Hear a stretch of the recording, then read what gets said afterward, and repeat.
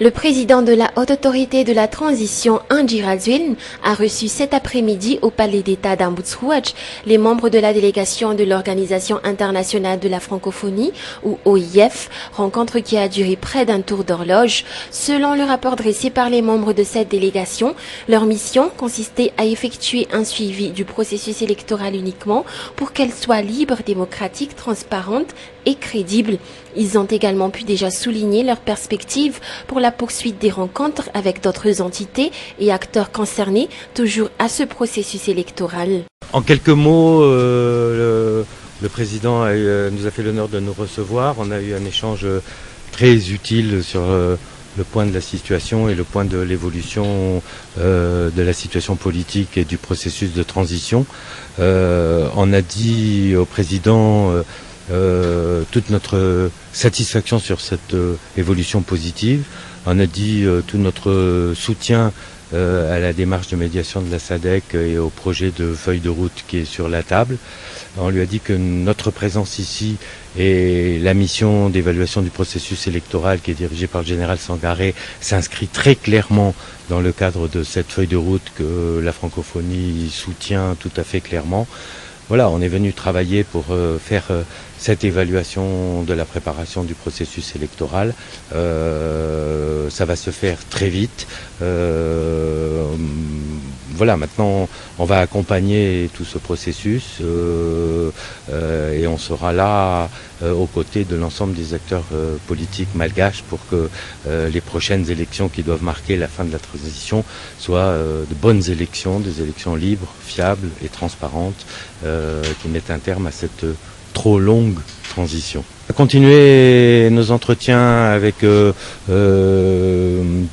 un grand nombre d'acteurs politiques et en particulier, puisque c'est ça l'essence de notre mission, tous les acteurs qui sont impliqués dans le processus électoral.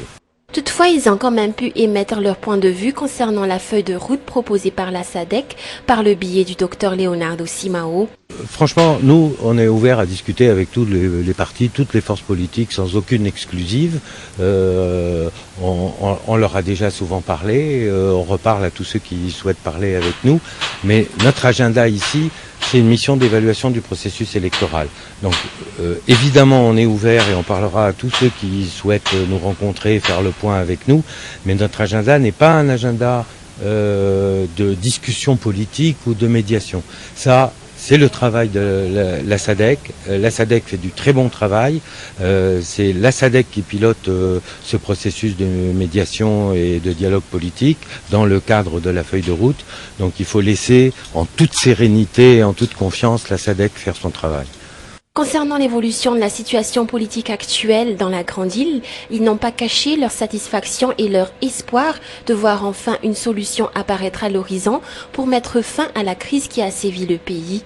Nous voulons exprimer toute notre satisfaction par rapport aux avancées significatives qui ont été faites. Et cette feuille de route, nous l'espérons vivement et nous croyons fermement, nous avons beaucoup de confiance que ça va pouvoir être signé assez rapidement. Et à l'issue de cette feuille de route, les élections fiables, transparentes, vont pouvoir avoir lieu pour enfin clore la transition longue à laquelle a fait allusion M. Sada. Nous pensons donc qu'il y a de réelles perspectives pour ces élections aient lieu rapidement.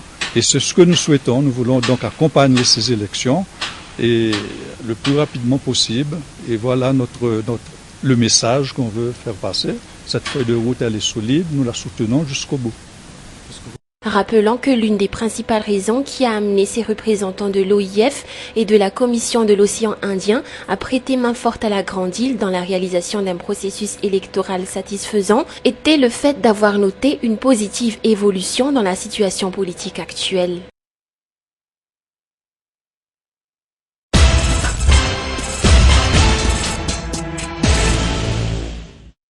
11 février 1975, 11 février 2011. Cela fait maintenant 36 ans jour pour jour que le troisième chef d'État malagasy depuis l'indépendance fut tué dans un guet-apens du côté d'Amboizatouvamboun. À 44 ans, le colonel Richard Ratsimandrav, après avoir reçu du général Gabriel Ramanantsoa les pleins pouvoirs, avait péri dans son 404 le soir du 11 février 1975, tiré par balle. 36 ans après, le mystère reste entier. Les vrais commanditaires de ce meurtre, à jamais gravés dans les annales de l'histoire de Madagascar, ne sont pas encore connus, ni le mobile du crime. L'on ne connaît pour le moment que l'implication des éléments du GMP étant désignés comme les auteurs des tirs et rien de plus. Lors du procès de cette affaire dirigé par le général Gilles Ndjemahazou à la tête du directoire militaire mis en place suite à cette disparition soudaine du chef de l'État, seulement 6 jours après sa prise de fonction, l'ancien président Philbert Tranan, le vice-président André Ressamp et le colonel Roland Rabetafke furent auditionnés. Ce dernier qui a déclaré à l'assistance et aux membres du jury que les commanditaires de ce meurtre n'étaient pas dans la salle à ce moment-là. Qui n'était pas présent à ce procès, beaucoup de gens donneraient cher pour élucider ce mystère qui entoure la mort du colonel Richard Ratsimandrav, rendu populaire par sa politique du Fouknoul ou le développement partant de la base. En attendant, beaucoup de gens essaient de ne pas oublier cette journée. Depuis des années, l'association Manovasu du docteur Mananinias et les amis et collaborateurs du colonel Ratsimandrav de son vivant, comme le général Andiema Ulson, le général Désiré Ramakavelu, ainsi que certains citoyens ayant vécu à l'époque du colonel Ratsimandrav, effectuent un dépôt de gerbes à la mémoire de cet homme d'État sur la stèle érigée en son honneur à Amboizatouvamboun, là où la mort l'a emporté dans la force de l'âge. La grande famille de la gendarmerie nationale était également parmi ceux qui n'ont pas oublié de commémorer cette journée. Une grande messe fut organisée aux chapelles militaires d'Ampaïbé, puis des séries d'expositions au camp de la gendarmerie d'Andjifana-Mbuzanaaj qui porte le nom du colonel Ratsimandrav ont eu lieu ce jour. 36 ans après sa disparition, le colonel Ratsimandrav n'est pas encore totalement effacé de la mémoire de beaucoup de Malgaches.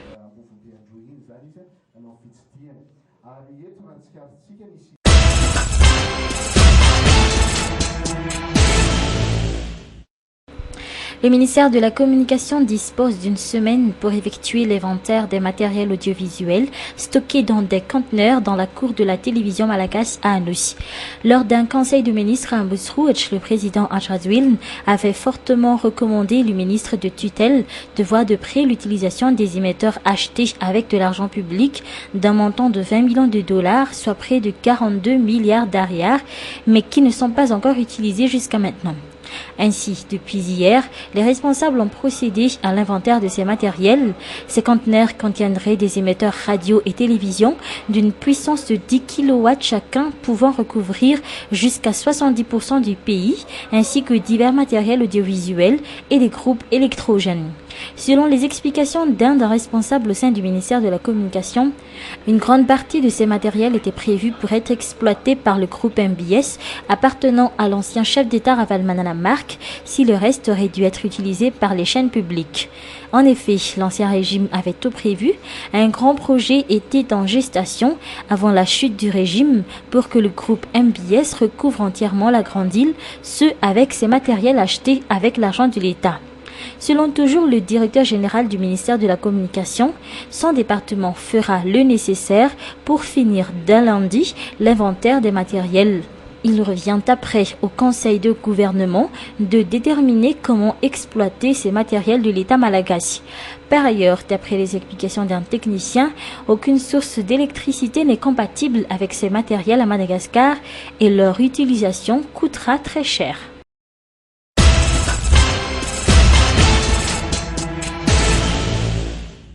Actuellement, le riz importé vendu à 1180 ariars le kilo commence à être écoulé sur le marché.